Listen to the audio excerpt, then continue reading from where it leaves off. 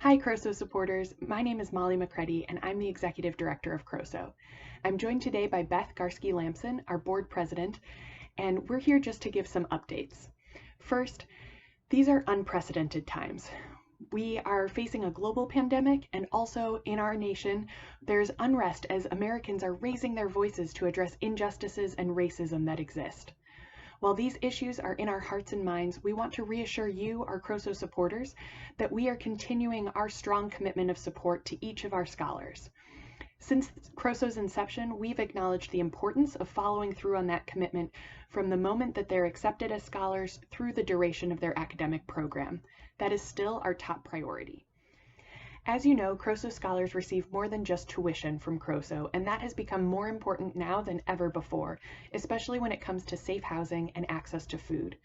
Despite the upheaval that many of our scholars experienced as a result of this pandemic, we have continued all of our existing efforts to support our scholars and have even added a few components. For example, most of our scholars typically would access the internet on their campuses, but with those closed, we've provided them access to the internet in their homes. In addition, we've accounted for the rising cost of food prices in the markets.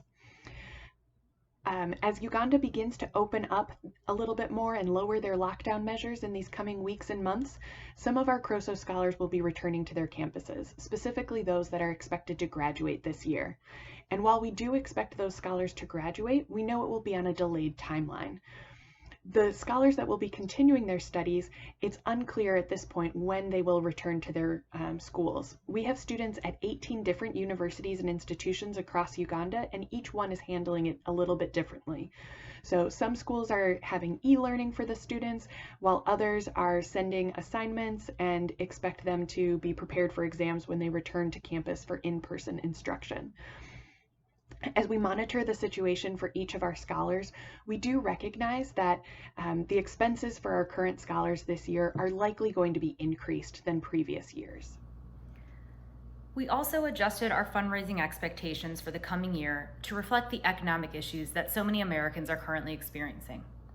With lower anticipated revenue and higher continuing costs for our current scholars, we had to make the tough decision for the first time ever as an organization to not accept new scholars for 1 year. This is not only a financial decision. We also considered the as yet unknown logistical issues of when students will even be able to return to their campuses in Uganda. Given CROSO's model of individual student support, we have been able to successfully navigate these challenges thus far with our current scholars. However, this becomes significantly more challenging with a new crop of scholars with whom we don't yet have established relationships and easy lines of communication. Additionally, safety concerns for potential CROSO applicants to gather recommendations, print their application materials, and access the internet during a countrywide lockdown led us to believe that this is the correct decision all around. Overall, our intention as an organization is to make smart decisions that respect our scholars and properly steward the generous donations that you and so many of our donors have made to CROSO. It has always been an important aspect of our program to support accepted scholars throughout the duration of their whole academic program, and that is not changing.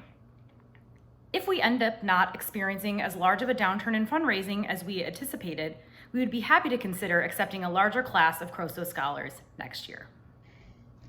While we are disappointed that we won't be accepting new scholars this year, we are very proud of the fact that we are going to be maintaining such a strong commitment to our existing scholars. We hope that you'll join us in reading updates about our scholars on Facebook and Instagram, and join in the celebration when those scholars who are graduating this year do in fact graduate. If you have any feedback, questions, comments, concerns, please feel free to respond to this email. We always welcome that. Also, just a heads up, we will be sending a save the dates notice, yes, multiple dates, because we will be celebrating our annual benefit virtually this year, and we'll have more details on that, but the planning committee has some great ideas, and we look forward to sharing those with you. So I hope you're all staying safe and healthy, and I hope to see you soon. Thanks.